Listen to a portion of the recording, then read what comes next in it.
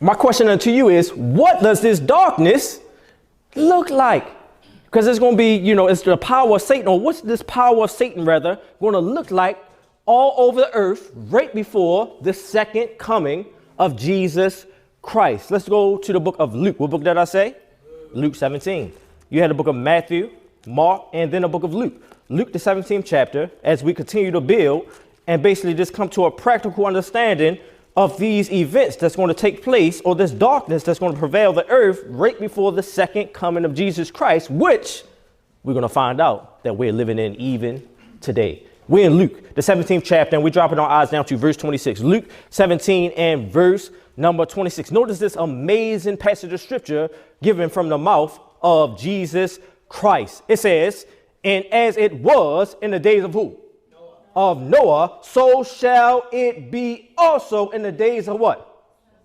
The Son of Man. When you look at Matthew 24, it says, so shall it be right before the coming of the Son of Man. So it's talking about the second coming of Jesus Christ. So we see here again, it says, as it was in Noah's day, so shall it be right before what?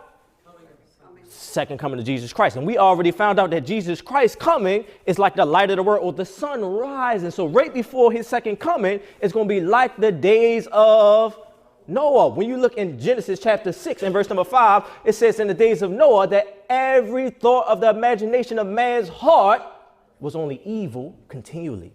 Only evil continually. Their minds were continually dwelling and steeped in evil, brothers and sisters, and we can't even truly, or we're just starting to truly come to a conception on what they were doing in the days of Noah. You say, how so? Because as it was in the days of Noah, so shall it be right before the coming of the Son of. So we can look at what's going on today and start to see what they was doing in the time of Noah. You say things like what? Brothers and sisters, in the days of Noah, they had basically cracked the genetic code. You say, crack the genetic code? What are you talking about? They cracked the genetic code, where as though they can basically splice together at the molecular level, basically cells, and basically the cellular level, brothers and sisters.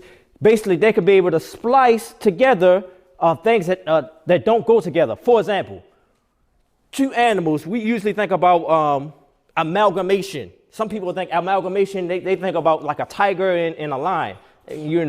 That's not amalgamation, because that naturally can happen, though their offspring does not reproduce. But basically, anyone ever heard of the spider goat?